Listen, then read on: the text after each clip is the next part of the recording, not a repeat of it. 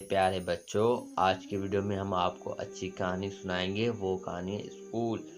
آج عبداللہ بہت خوش تھا کیونکہ آج اس کے بیٹے حذیفہ کا اسکول میں پہلا دن تھا۔ عبداللہ دن بھر رکشہ چلاتا اور جو کماتا اس سے گھر والے اللہ کا شکر ادا کرتے ہوئے زندگی گزارتے۔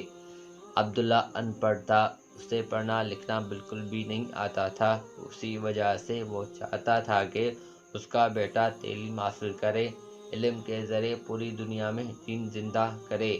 عبداللہ نے سب سے پہلے مسجد کے امام صاحب سے، جو عالم دین تھے، مشورہ کیا کہ عبداللہ کی تعلیم و تربیت کس طرح کی جائے۔ امام صاحب نے عبداللہ کو مشورہ دیا کہ سب سے پہلے حذیفہ بیٹے کو کسی اچھے دینی ماحول والے اسکول میں داخلہ دلوا دو۔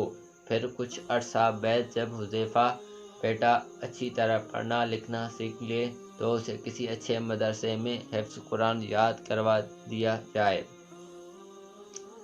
عبداللہ کو امام صاحب کی باتیں بہت اچھی لگی۔ وہ امام صاحب سے اجازت لے کر گھر آیا اور حذیفہ کی والدہ کو امام صاحب کی کہی ہوئی باتیں بتائی۔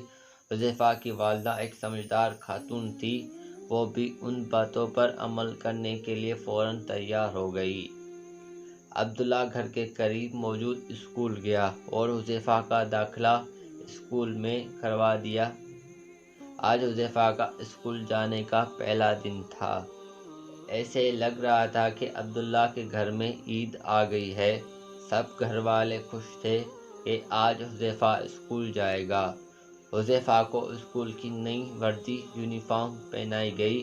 امی نے جلدی سے لنچ باکس میں حذیفہ کا پسندیدہ کھانا رکھ دیا اور حذیفہ کو پیار سے سمجھایا کہ دیکھو بیٹا، جب کھانے کا وقفہ ہو تو ہاتھ دھو کر بسم اللہ پڑھ کر سیدھے ہاتھ سے کھانا کھانا اور اپنے ساتھیوں کو بھی کھلانا۔ حذیفہ میاں اپنے ابا جان کی رکشہ میں بیٹھ کر اسکول پہنچے، لیکن یہ کیا، جیسے ہی عبداللہ حذیفہ کو اسکول چھوڑ کر واپس آنے لگا، حذیفہ نے رونا شروع کر دیا۔ اس روز سے رونا شروع کیا کہ عبداللہ کو اسے واپس گھر لانا پڑا۔ گھر آ کر عبداللہ نے حذیفہ کو بہت سمجھایا اور علم حاصل کرنے کے فضائل فائدے سنائے، لیکن حذیفہ میاں نہ مانے اور اسکول جانے کے لیے بالکل تیار نہ تھے۔ اب تو عبداللہ بہت پریشان ہوا اور حذیفہ کی والدہ سے مشورہ کیا۔ انہوں نے عبداللہ کو سمجھایا کہ بچہ ہے، کچھ دنوں میں سب ٹھیک ہو جائے گا، آپ اسے اس کے حال پر چھوڑ دیں اور اللہ سے دعا کریں۔ عبداللہ نے ایسا ہی کیا۔ وہ روزانہ ہر فرض نماز کے بعد حذیفہ کے لیے دعا کرتا۔ حذیفہ میاں اپنی مستی میں مگن تھے۔ وہ دن کو باہر نکلتے، دوستوں میں کھیلتے اور شام کو گھر آ کر کھانا کھا کر سو جاتے۔ ایک دن حذیفہ اپنی عادت کے مطابق شام کے وقت کھیل کے میدان پہنچے تو وہ یہ دیکھ کر حیران رہ گئے کہ ان کا کوئی دوست بھی کھیلنے نہیں آیا۔ وہ بہت پریشان ہوئے اور کچھ دیر دوستوں کا انتظار کرنے کے بعد گھر واپس آ گئے۔ دوسرے دن بھی یہی ہوا، یہاں تک کہ پورا ہفتہ گزر گیا۔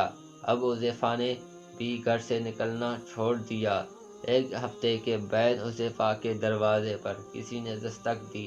حذیفہ نے دروازہ کھولا تو اس کے سارے دوست کھڑے تھے۔ وہ حذیفہ کو کھیلنے کے لیے بلانے آئے تھے۔ حذیفہ نے ان سے پورا ہفتہ غائب رہنے کی وجہ پوچھی تو انہوں نے بتایا کہ ہمارے اسکول میں امتحانات ہو رہے تھے، اس لیے ہم پڑھائی کر رہے تھے۔ اب الحمدللہ ہمارے امتحانات ختم ہو گئے ہیں تو ہم تمہیں کھیلنے کے لیے بلانے آئے ہیں۔ حذیفہ ان کی باتیں سن کر حیران رہ گیا۔ اس نے امتحان کا لفظ پہلی مرتبہ سنا تھا، اسے نہیں پتا تھا کہ امتحان کیا ہوتا ہے۔ دوستوں کے سامنے تو اس نے کچھ نہیں کہا، خاموشی سے ان کے ساتھ کھیلنے چلا گیا۔ لیکن جب شام کو وہ کھیل کر گھر واپس آیا تو رات کے کھانے پر اس نے عبداللہ سے پوچھا کہ ابو جان، یہ امتحان کیا ہوتا ہے؟ عبداللہ نے کہا بیٹا، جو بچے اسکول میں پڑھتے ہیں ان کی پڑھائی کا سال گزرنے پر ان سے اس پڑھائی کے متعلق سوالات کیے جاتے ہیں اور دیکھا جاتا ہے کہ کس بچے نے اپنا سبق اچھی طرح یاد کیا ہے۔ سب سے اچھی طرح سبق یاد کرنے والے بچوں کو اچھے اچھے تحفے دیے جاتے ہیں اور گھر والے بھی خوش ہو کر ان کو انعامات دیتے ہیں۔ اور انعامات کا سن کر حذیفہ کے منہ میں پانی آ گیا۔ اس نے اپنے ابو سے کہا، ابو کیا مجھے بھی انعامات مل سکتے ہیں؟ عبداللہ نے کہا، کیوں نہیں، اگر تم اسکول جاؤ اور دل لگا کر پڑھو تو تمہیں بھی انعامات ملیں گے اور تمہارے امی ابو بھی خوش ہوں گے۔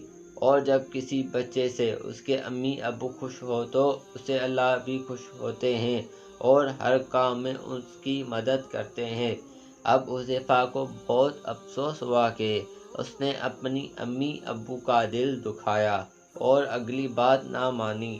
اس نے اپنے امی ابو سے معافی مانگی، ان سے وعدہ کیا کہ اب وہ ہمیشہ ان کی بات مانے گا اور کبھی بھی ان کی نافرمانی نہیں کرے گا۔ دوستو، امی ابو ہمیشہ اچھائی ہی سوچتے ہیں۔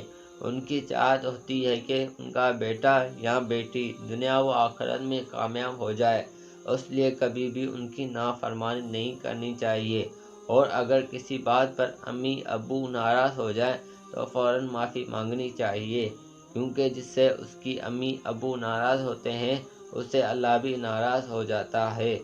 ہمارے پیارے نبی صلی اللہ علیہ وسلم نے فرمایا، یعنی والدین کی ناراضگی میں اللہ تعالیٰ کی ناراضگی ہے۔